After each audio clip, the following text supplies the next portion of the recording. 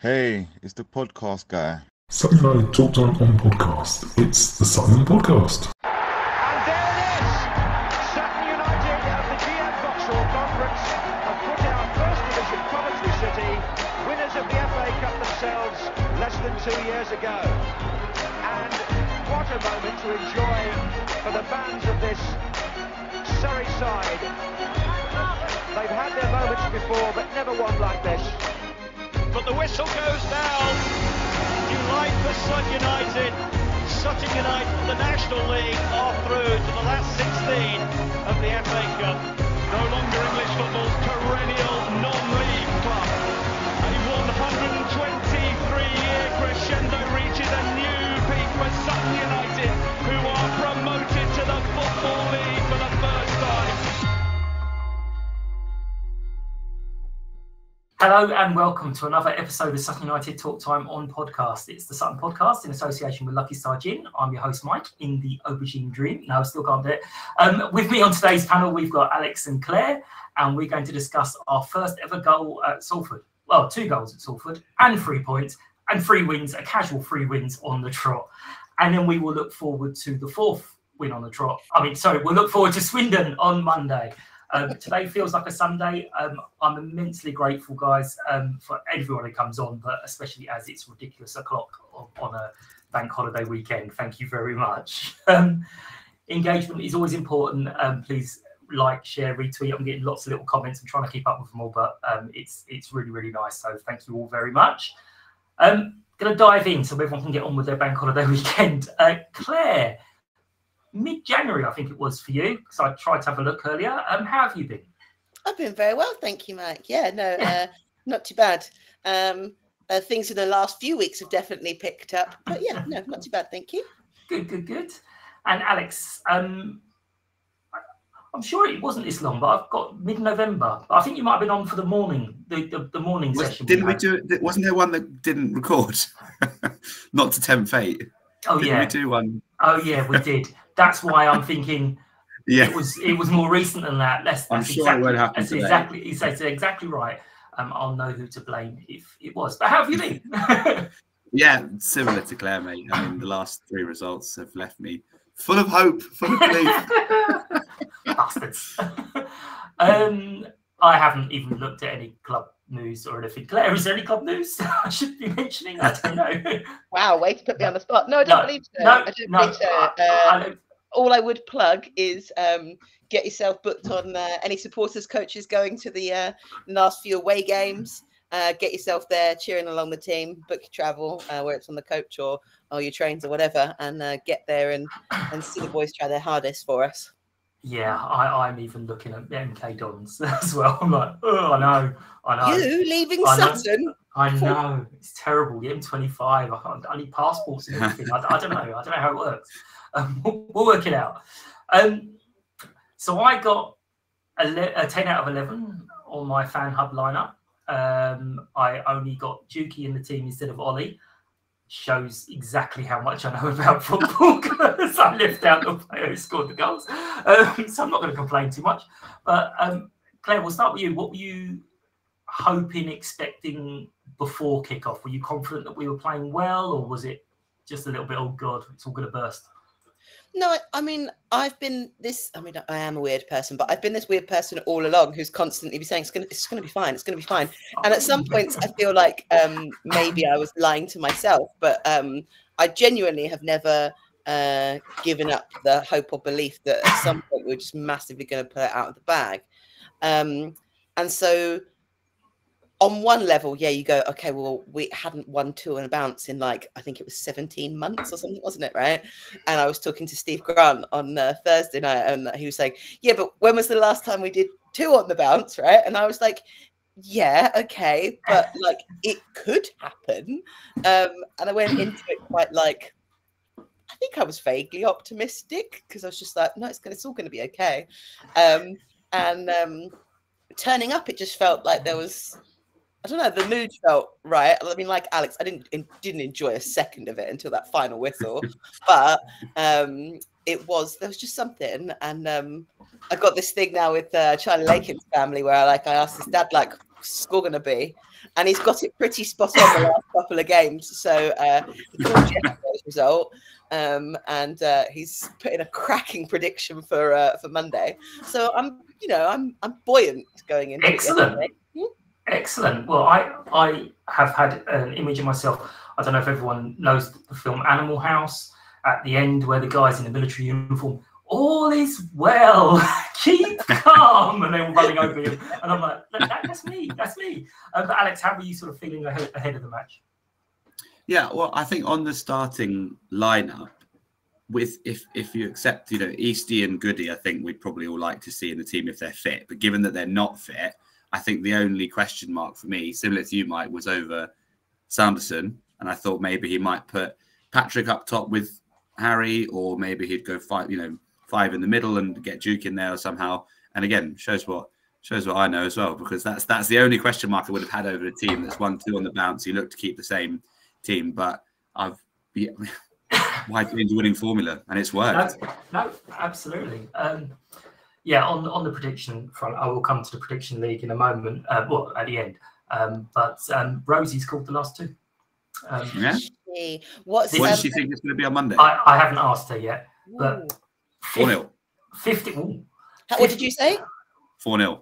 That's what Charlie's dad said. I'm so confident. I don't think I've been this confident going into a Sutton match for about 2 years. Yeah, well, I'm not going to. I think it's so good.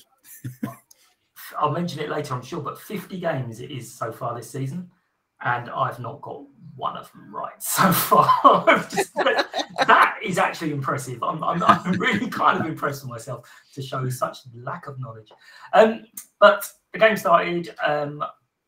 They kind of were on top at the start. We had a few saves and blocks. How were you kind of feeling early doors, Alex? We weren't playing badly, but it wasn't going our way. Yeah. I felt all right. We definitely weren't playing badly, as you say. They had one particularly good chance before we scored, when the fella, I can't remember his name, slipped in the box and put it just wide of the post. I think Steve was probably beaten.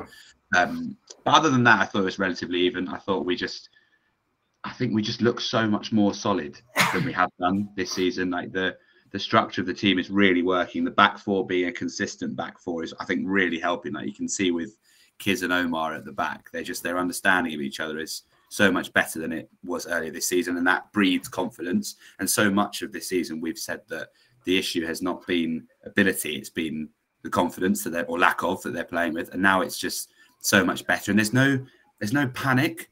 And you see that yesterday going further into the game. We score one up at half time, start the second half really poorly, which was a bit surprising, I think, and conceded. And I think a couple of months ago, we could have lost the game. We could have panicked, but they responded really well, solid for about 15 minutes, nick another goal. And I just think that's testament to what a couple of wins can do. Yeah. He's mentioned the confidence thing, especially with the defence.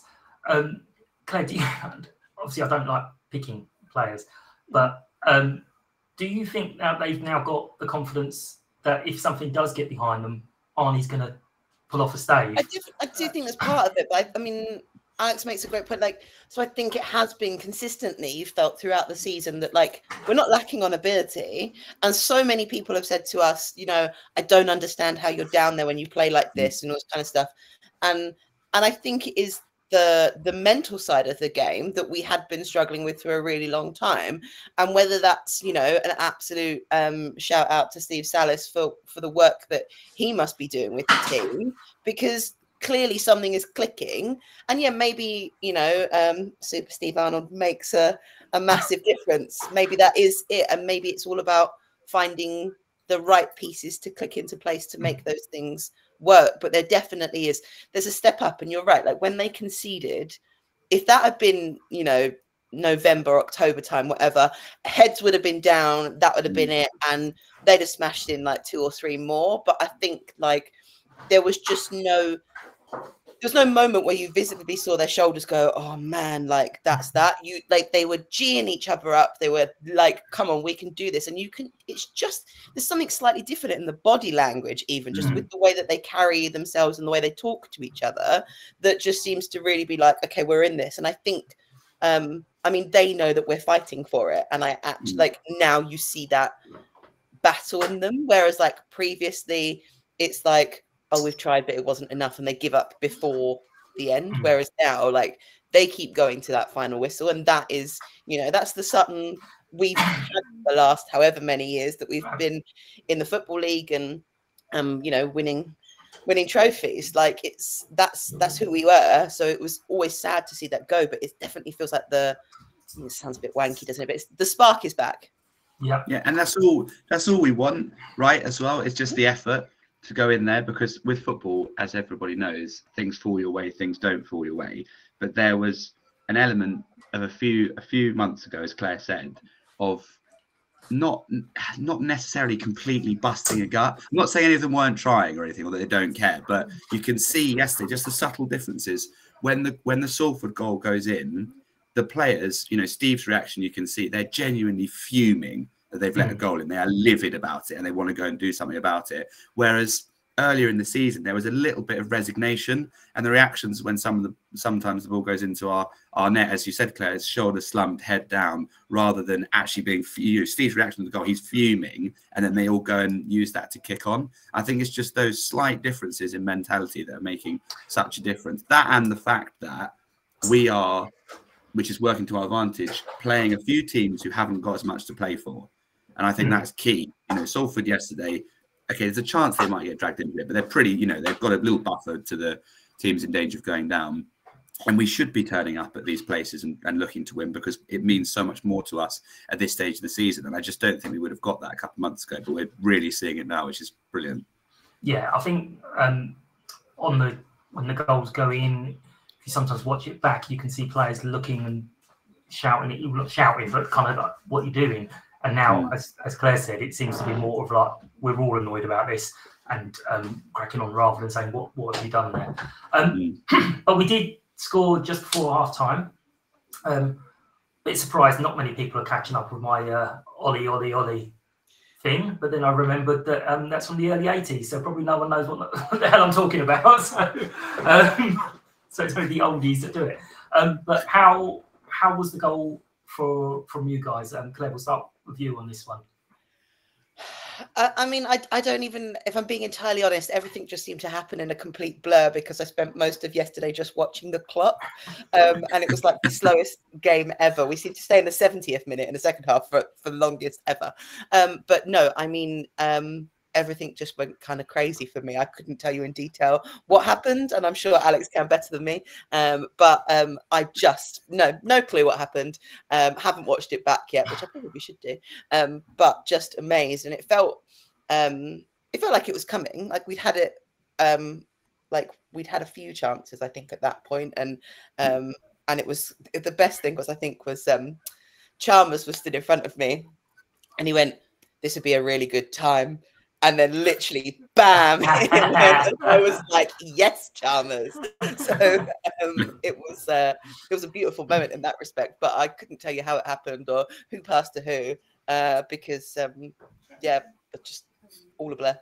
Fair enough, Alex. Really helpful for a football podcast. I have watched it back. In preparation for the podcast, I watched it this morning. Because you're right, Claire, that because it's the far side from us as well. It's the opposite end of the pitch where the away fans are standing. It is tricky, but it's just it's another.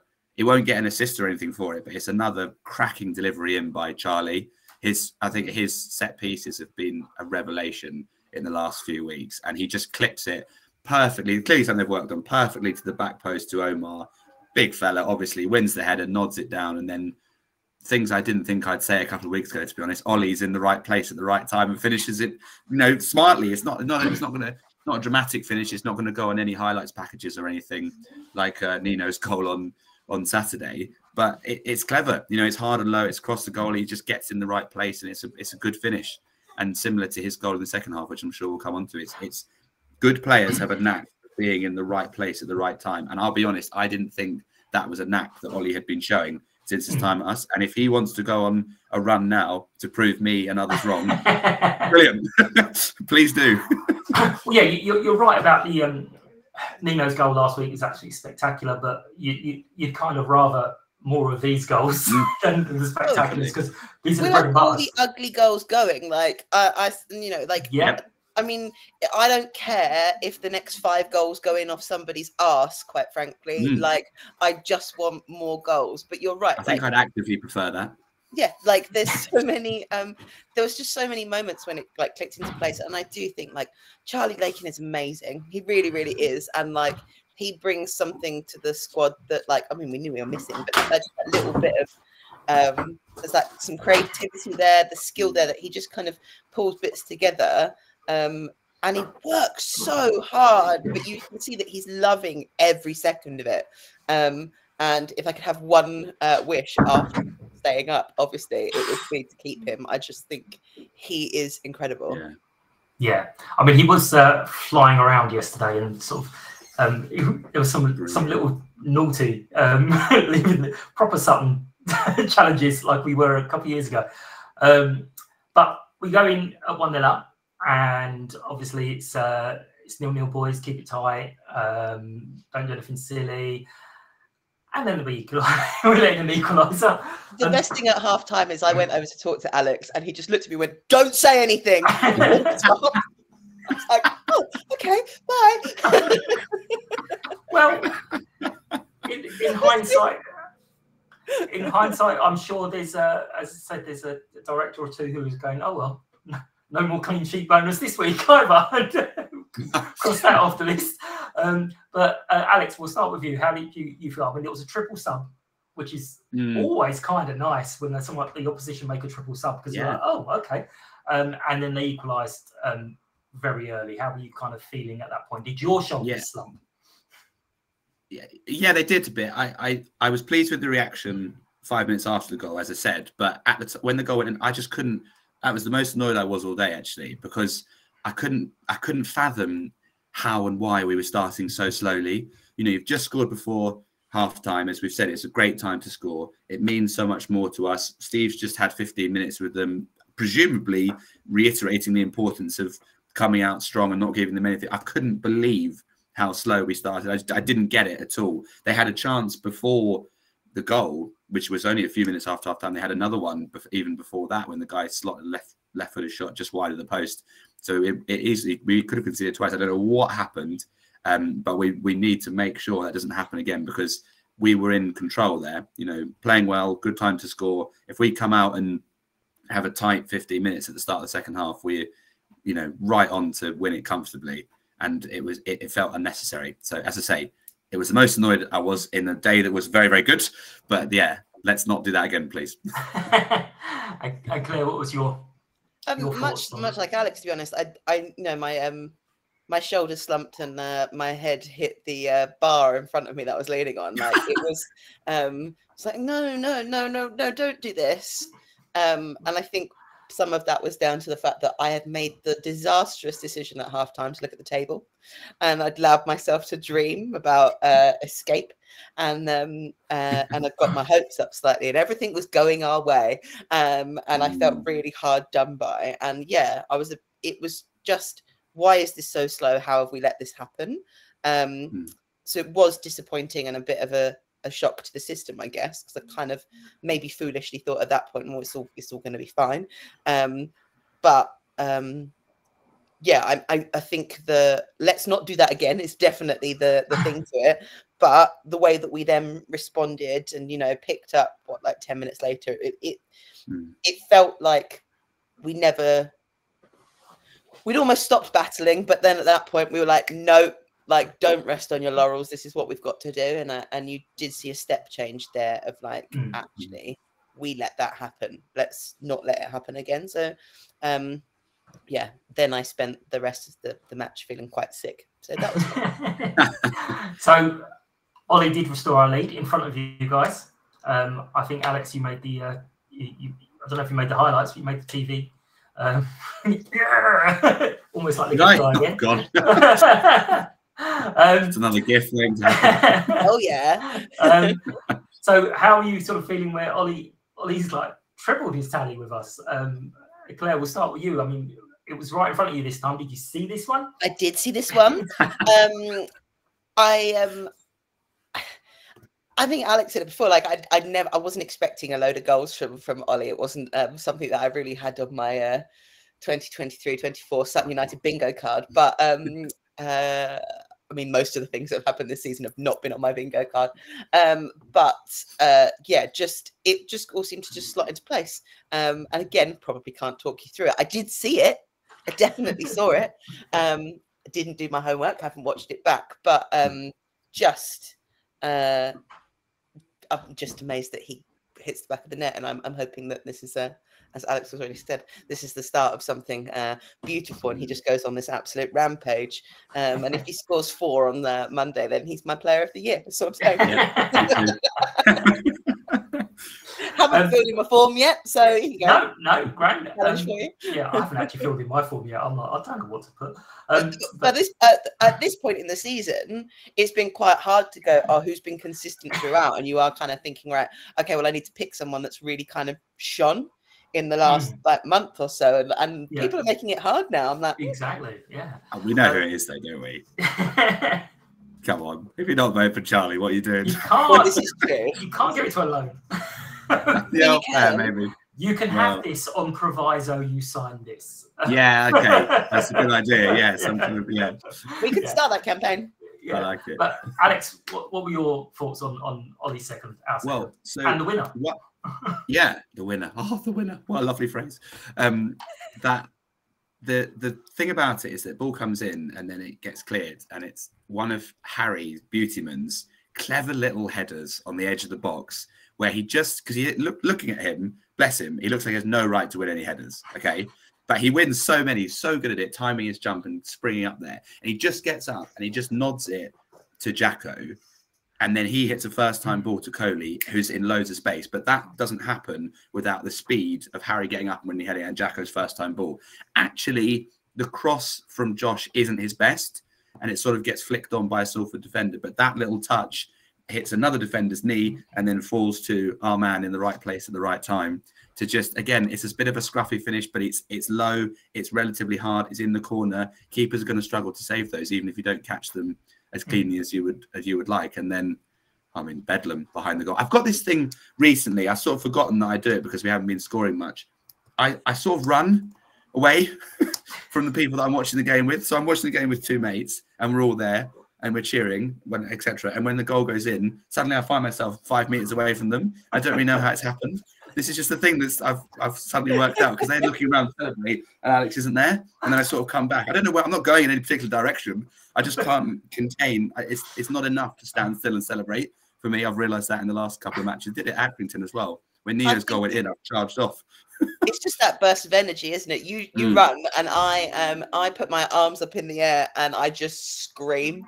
Yeah. And it's unreal. Those moments of like, and you look around, and it sounds really silly. Like, in those moments, there's something really special about being a football fan, or whether that's, I'm sure it's probably what lots of people feel, but like when you've supported a club like Sutton for such a long time, when you look around and you see that kind of happiness that's rippling through and how much that moment means to everybody, it's a really intense feeling, and it makes you like, it sounds really pathetic, but it just makes it so worth everything. And Sarah and I were having a conversation yesterday in the first half about, we've had some really crap moments this season, and it's been a real struggle. We've been down the bottom since, very, very early on. But if you don't have those shit moments, then the wonderful, amazing moments don't really matter, because you don't feel them, because it's just that and whatever. So like it's like, because of everything that has been so shit this year, those goals, just however scrappy they may be or whatever, like they mean so much. Yeah, there's something about an away goal as well. Like, I know got a goal at any time is great, but when you've travelled, when you've spent some money to go and do it, and taken a bit more time out of your life than you would for a home game, to get a goal, away is such a good feeling. When you've got to sit in a car for 5 hours on the way home, and you're thinking, oh my God, it's going to be hell on earth if we don't leave this place with 3 points. Yeah. The journey home felt so much shorter than the journey up there, just because, you're just high on life. Right. Well, there was a couple of things I wanted to pick up on there. Alex with Harry Buteman, bless him. I thought that was hilarious. That sounds really patronising. I don't. I love Harry Buteman so much. The fact that he's one ahead that's led to a goal, I just think is brilliant. Yeah, and sorry, that did sound patronising. No, Sorry, it's Harry. fine. It's fine. Bless them all, love them all. You mentioned Josh. I thought he had quite a good game. There were a couple of moments. I mean, there's always going to be a couple of moments with pretty much every player because we're playing League Two football. So there's always going to be a couple of moments. But I thought Josh had a pretty good game. I think he has played well fairly recently. There's some things that clearly knuckled him down and changed. So apart from Ollie and maybe Josh and obviously Charlie, who else kind of impressed you? Was it just a whole team effort, or did anyone else stand out for you guys? Yeah, I think. Okay, team effort. We'll leave.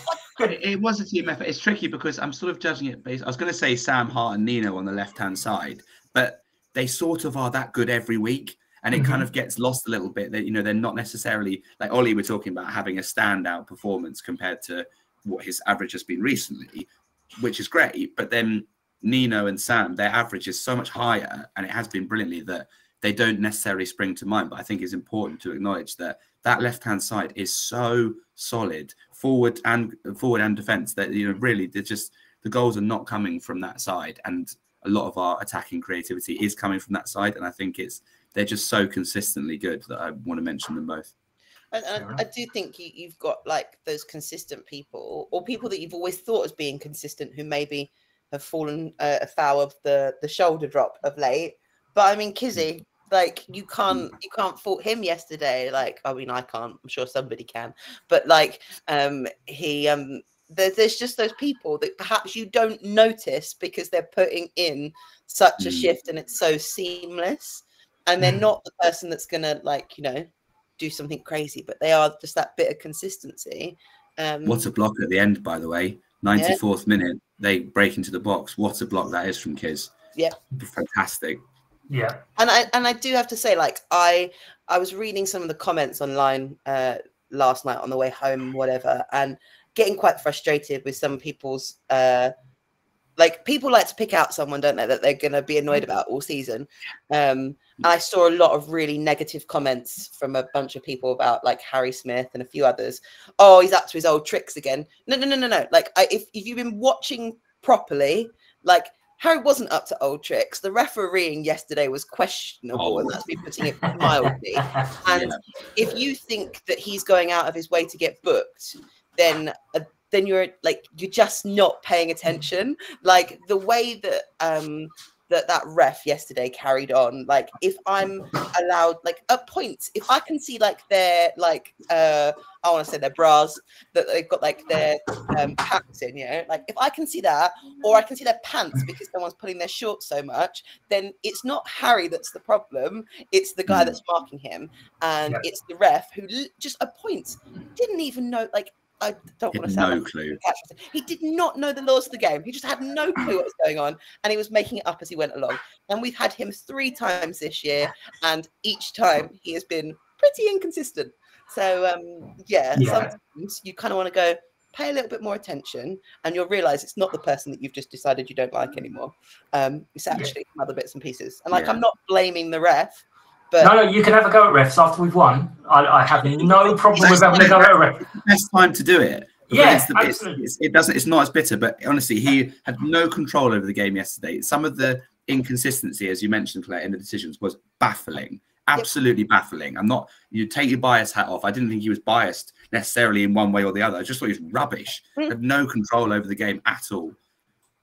And the thing that worries me with stuff like that, though, is that like sometimes you watch that and the inconsistency and the way that they just don't know really what they're doing, it could be a lot worse. Like things could quite easily escalate because you're being inconsistent and you're giving things up one end that you're just categorically not interested in at the other. And when you lose control like that, that's when things can potentially go really, really wrong. Yeah. Or, tempers can fray.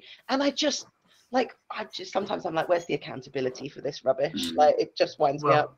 We do get apologies every now and then, and as you mentioned, with this ref, we got an apology for the obvious penalty at Crawley and the the ridiculous free kick against Joe where someone clattered into him. But you did mention Harry. Obviously, he doesn't get an awful lot. He was on a yellow, fair or not, and he did do that sarcastic celebrating and clapping decisions. And both times I'm like, oh God, because that could quite easily turn into a red. It didn't. There was a point when he could start seeing him being sarcastic about stuff that Greek remarked to me that it was really lucky that his footballing career hadn't gone on for further than it did, because he basically would have got sent off for sarcasm. Yeah, absolutely. Yeah, I have no problem with saying I would also. My footballing career wouldn't have even taken off, but it's what did you kind of think? I know you said about the comments, but did you think he was in any danger of getting the red? It's frustration, not him doing anything wrong. I think there was a concern. I think also because he's wearing the armband that you kind of think like, well, this stops him now going in and defending other people or, speaking to the ref about other things, because you're automatically going to think that he's trying to cause trouble. And that there is that worry. And I just think because he stands like physically head and shoulders above the vast majority of everybody else on the pitch, that he's just an easy target. And things never go his way. If he gets fouled, then it's his fault because he's so big. And it's really, I get worried about him. I mean, he's a big boy, can look after himself, but you just sit there and you're like, oh no, Harry, just walk away. But there were moments yesterday where one in particular that stood out to me, he was clearly going to say something and you could see him riled up. And Harry Buteman, bless him, just went to just calm down, and it hit him and he stopped. And that's what you need. You need those people that can sense that in their teammates. He's going to go off on one, and that's risky for someone to just calm down, just take a minute. It's okay. So did panic, but he was fine. Right. This is another one for the oldies. Are we going to now say every time we say Harry Buteman, is it going to be like the Queen Mother, God bless her? Harry Buteman, bless him. Oh no, I'm really sorry, Harry. That sounds really patronising. I love him so much. It's not patronising though, is it? Like, I think that Harry knows that we all love him so much. Absolutely. Like, he's Sutton through and through. Like, no matter where he's gone or what he does, he's our boy. And I think that, like, bless him is not a patronising thing in any way, shape or form. I think it's, we'd all happily have him round for Sunday lunch and that kind of thing. Like, we love him. But Alex, what were your thoughts on we know Harry doesn't get any free kicks or anything, and it is worth celebrating when he gets one. But were you worried that he was going to talk his way into the second? Oh, for sure. Yeah, I'm always a bit worried with Harry. I almost said bless him again. I'm not going to say it of him because he's massive. But he the thing is though, is that yes, I am worried because it is in his nature to, get a bit riled up, and it comes from the passion that he's got for the club, which is amazing considering it's his first season. But I think I love it. But if that is what's required for him to play at the level that he does, which is a very good level, then I'm happy to take the risk. Because it's easy to say, oh, just walk away, don't get involved, don't care about it as much. But then that would make him a worse centre forward, and I don't want that. And another thing I want to point out in relation to Harry Smith is that the effort that he puts in gets a bit unnoticed sometimes because people focus on, obviously, a centre forward, people focus on the goals, but people focus on the bits of confrontation that we're talking about now. He runs, like he's obviously not blessed with natural pace, but the shift that he puts in the channels and wrestling often two massive centre halves at a time for 90 minutes, just completely taking his shirt off and I think fouling him. He was knackered at the end of the game yesterday, absolutely knackered, and you cannot fault the effort that he puts in every game. He's with Angol going out on loan and a couple of other injuries, he is the main striker that we've got trying to get us out of relegation, and he's the captain with Eastie not being there. And I think he's exhibiting the qualities of those two, roles in the effort that he puts in. And I thought he was fantastic yesterday. Really impressed. Yeah. Well, We got a win. Ollie didn't get a chance for a hat trick. I'm presuming it was a planned substitution because obviously they gave loads of data and all this stuff. But we held on despite everyone kind of watching like that for a little while. And you mentioned Joe's block at the end. I think Harry cleared one as well. Yeah. So we did a few chances go the other way, but we held on with this newfound resilience that we've got. Claire's already mentioned that looking at the league table at halftime, we were out of this, but Colchester did manage to pull it back. So we've had actually two good results for them in the last couple of weeks. But I think that gives us a little bit of more of a focus because if we'd been out of the relegation zone, you could almost have everyone kind of, we're out, relaxing. But now we go, no, we can't relax. I know, Steve, and everyone's not going to say we can relax because they keep talking about these cup finals, which I still disagree with because we don't do well in cup finals. But we have these cup finals going on. But how do you see it now with Grimsby losing quite heavily? I think it was 3-1. Forest Green lost again. Alex, how do you kind of see it shaping up over the next few weeks? Obviously, big game again on Monday. What are your thoughts on the running? Yeah, I think firstly, bad day for Forest Green yesterday. That's really bad. Stuffed at home and Sutton and Colchester both winning. They're in a real pickle now. I think it is so often the case that the form team end up staying up. It's similar to kind of with the playoffs on the other end of the table. You obviously get 3rd to 6th or whatever going to the playoffs, and then it's the form team that comes into that ends up winning the playoffs rather than the team that necessarily finishes 3rd. And that can be the case of relegation as well. And look, it's such a cliche, but we just got to do what we can do. I know it's really boring, and people were annoyed about the Colchester result yesterday, of course, but we've won 3 on the spin. We just got to go and beat Swindon on Monday. We've got so much still to play for. They don't really have much to play for in terms of, as I say, similar to Salford. They've got a bit of a buffer. The team's in danger of going down. What will happen in the other games will happen. We've got to hope that other teams do us a favour. The games in hand go our way, sure, but all that's irrelevant if we don't pick up the points that we need to. So we just got to crack on, go and beat Swindon, make it 4 out of 4, and then Stockport will come the following Saturday. And suddenly it's a game where I thought, we're not going to get anything out of that. If we approach it with 4 out of 4, who knows? Who knows, exactly, yeah.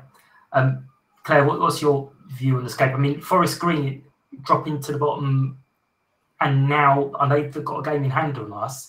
It's the first time in the season that if they won that game, unless they win it something like 6-0, they won't matter because it won't go above us. Yeah, I mean, it is just that, we've got I think Steve said this in a couple of minutes, that we've just got to focus on ourselves. And I know that's so hard for us because we're we're looking at that and we're constantly doing the maths and trying to work out where can go what and all this kind of stuff. And, I came into the weekend thinking, right, if we can get 4 points out this weekend, that's cracking. Don't get me wrong, I absolutely want 6. But if we can get 4, then that really helps us. And we've just got to keep battling and keep battling. I do think that, whilst we don't have those extra games that other people have, there's a slight advantage to that in a sense of okay, we want the results to go our way, but we've not got to play Tuesday, Saturday for the rest of the season, but other people have. And that does come with, with its downsides for those teams that, you pick up injuries, your players are knackered because they're playing twice a week or whatever.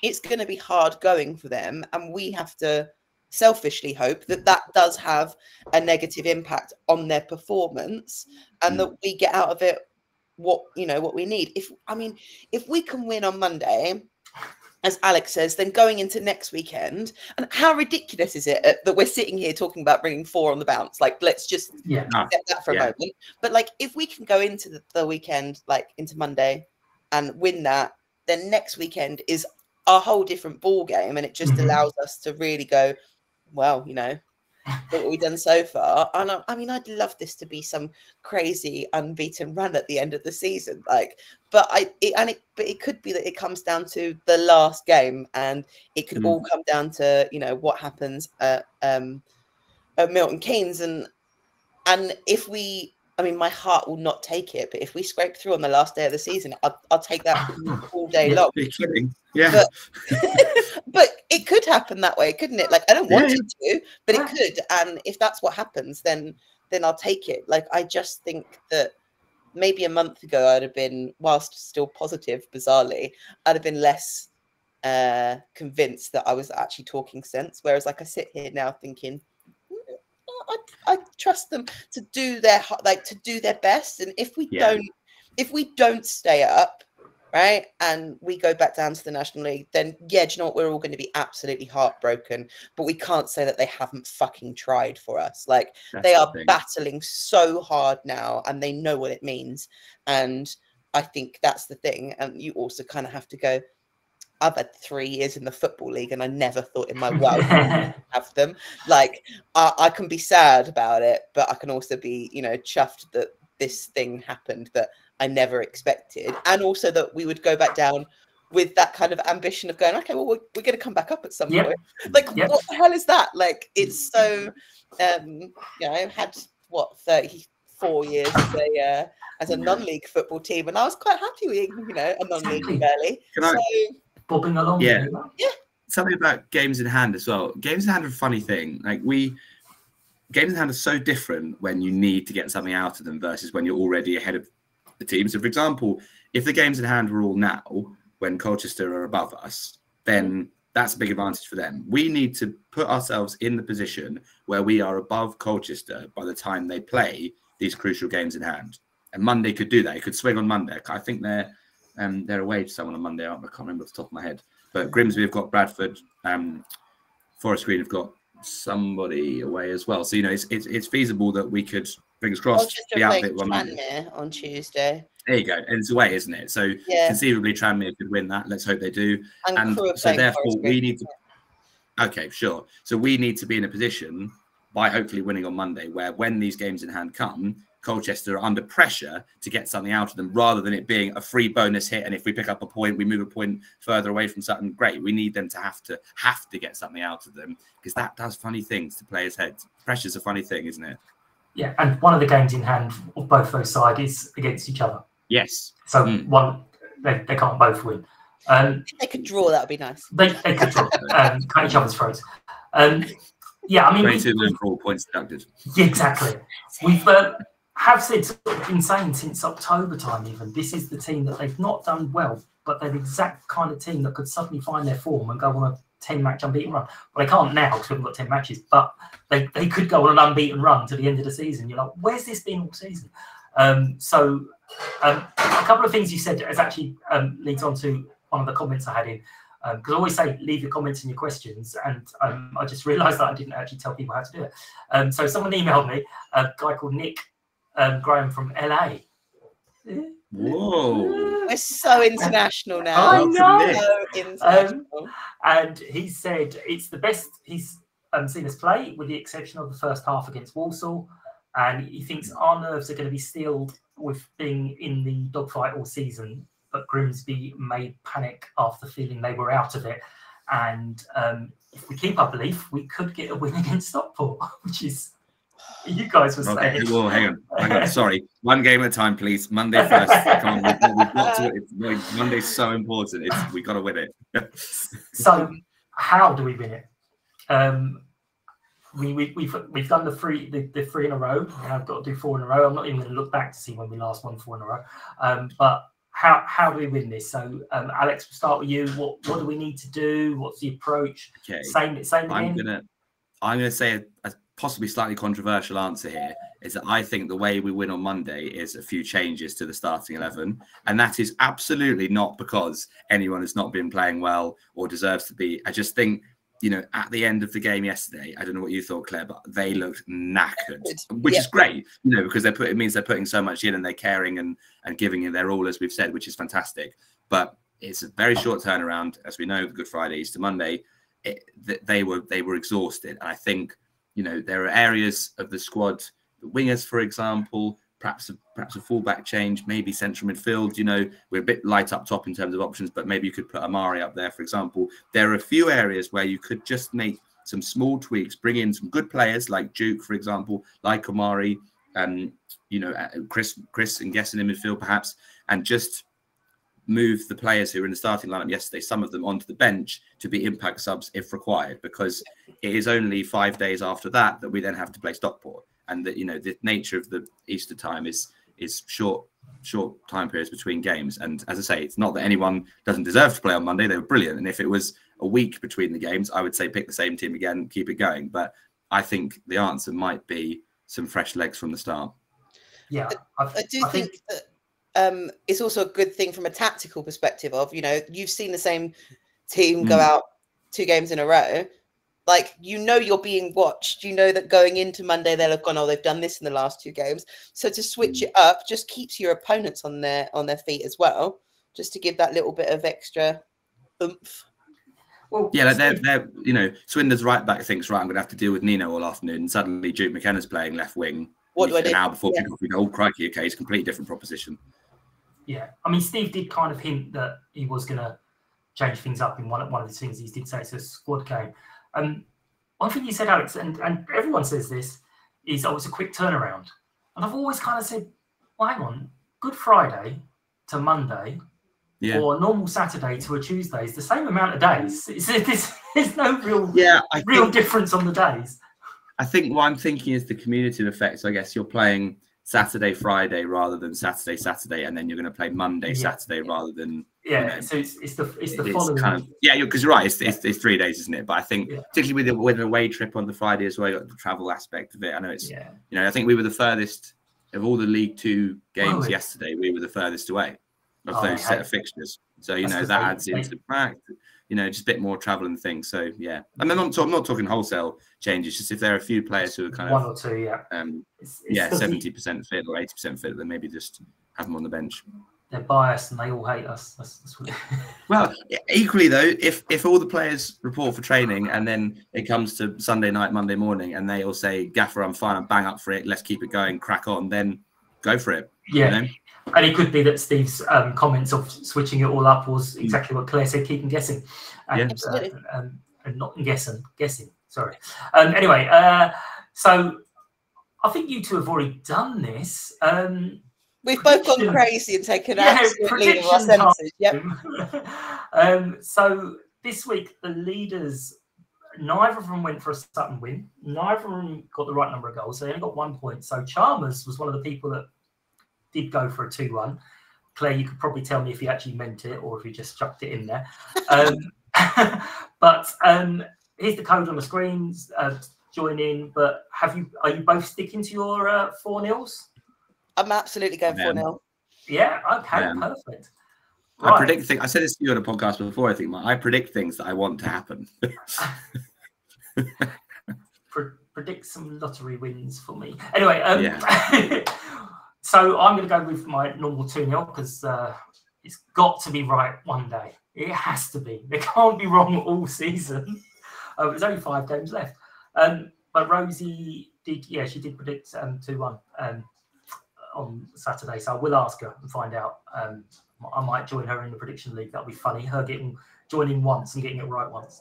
I do have to say that I loved yesterday that after 1 game down Gander Green Lane that Paul Brunson is full on in on fan, and he's paying to watch it on iFollow. Like I just love that, and he seems like the nicest guy going. So Lucky charm. He let him watch on Monday. Yeah. When I sort of said, how do you enjoy it? His first thing was his son really loved it, and he loved how we treated his son, and I was like, that's a big thing because we know what we are. We're a little club, and I mean that could have gone so different from if he'd picked out like Chelsea or Arsenal, it would have been just lost in the. I mean, I don't think like anyone else. I mean, you don't know this, but like I think if he'd got a massive club like them, they may well have invited him down, right, and rolled out the red carpet for him. But I don't think that they would have done it in quite such the way that we do, and we are little, but we're so like, maybe I'm biased, but we're so special. And it's like, it's so lovely. Like when he turned up, like it was like, he came up to the boardroom and was introduced to people. Him and his mates were all given like aubergine dream shirts, and his kid was whisked off downstairs to go and walk out with the team, and it is just those lovely things of like making someone feel like they're part of it. And like when he says, "Oh no, I'm honoured to be part of your family," like I genuinely think he means it. Like, and it is like we're a weird bunch, but we're brilliant. perfectly formed. But I think that is the thing. We are a weird bunch. We're all individually a little bit weird, but collectively we all accept that we're all a little bit weird. Who would have thought that someone who's got such a lack of knowledge of football can do a podcast? Because and people listen. It's like, you should get Paul Brunson on the podcast. That would be a cracking episode. Yeah. Right. Rosie has said 2-1. I've just been told she's overheard us talking about it, so she's gone with 2-1. What else? I hope she's wrong and it's 4-0. Yeah. I really hope it's sounds I hope being right. I hope she's right, but it also sounds really nerve-wracking. Yeah. But yeah, there was another video. I can't remember who did this. There's a guy who had done a visit and he kind of did some questions for some Sutton fans. Yeah. And one thing I just thought was so funny and kind of sweet was they were like, "Oh, so what makes Sutton special and why do you enjoy it?" And all the different people he asked all went, I don't know. It just is. It was 4-4. Was it 4-4-2? 4-4-2. Yeah, I think it was. Yeah. What I loved. I mean, some of the people that he had asked weren't people that necessarily you would have expected to have seen there. Like they weren't for me. They weren't familiar faces. Mm-hmm. Some of them are clearly fans that have been coming a long time. But the ones that really stuck with me was the dad and his son. It was their second game. Yeah. But they come back and they were saying there's just something you can't put into words about being here. And I just think if you've been to one game and that's how you feel about us, then that says something about all the hard work that people put in to make this club what it is. Like there are, that's why I'm going to get my soapbox a little bit. There are so many people behind the scenes, and I'm so lucky that I get to be like RSLO and I get to talk to people and I get to see both sides of things and see what happens and whatever. Like, but there are so many people behind the scenes who don't get their names shouted out and don't get the recognition that they deserve, but they work so hard to make our club what it is. And when somebody comes along and they've only, they spent 90 minutes watching a game here and, maybe milled around for an hour or so beforehand, and they can see that, it just makes all of it so worth it. And I think, it's an amazing thing to see. Like we all get it because we're stuck here.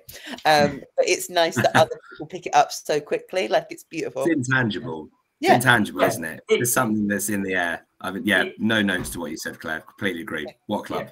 And it is. And then there's you talk to people and it's something like, as you said, Claire, 30 years have gone by and you're like, well, that wasn't meant to happen. I only popped down on a Saturday to see what was going on. Give yourself, Mike. It's little things like that, though, isn't it? Like I wrote a piece in the program last week because my dad was sponsoring the ball for his birthday, right? And he, I mean, you'll love this level of statics, right, Mike? Is that when my dad first started coming to games, he started writing down the games. So he has a record of every single Sutton game that he's ever been to, which now I think is somewhere like 1,187 or something like that, and he can tell you the scores, who scored it, what the attendance was, and like those kind of things. Just get like when he went to his first game, that's not what he was expecting to end up with. It's like, oh, I'll go and watch our local team and see what it's like. Like it's just magical. Yeah, I think Sarah does the same. She may well do. Yeah. Okay. We will wrap it up. Thank you both so much for joining me this morning. Alex, you've done remarkably well. I thought you were out on a weekend bender. Quite early. I know. Nothing more important than your podcast, Mike. Are you in a cupboard? No, I'm in my friend's spare room / office. Okay. They finally housed us for the weekend. No, there is. I know. There is more to the room than you're seeing behind me. I'm in a cupboard. As always, we appreciate your ear tension. I've broken the ear tension mug. I'm going to have to get a new one. In fact, I broke the podcast guy and the attention mug in the same incident because I'm a twat. But do follow, like, share on social media. Follow Sutton at Sutton Podcast. Subscribe. Give me those little thumbs up. Until next time, thank you as always to Lucky Star Gin. Thank you to Claire and Alex. Thank you for listening, and I hope you've enjoyed this episode. We have back on Tuesday. The whole bank holiday thing's thrown me. We're back on Tuesday or Wednesday, but Tuesday or Wednesday, and we've got Andy and Chalmers doing this one, assuming Chalmers remembers. Take care and catch up soon. Bye-bye. United! United! United! United! United!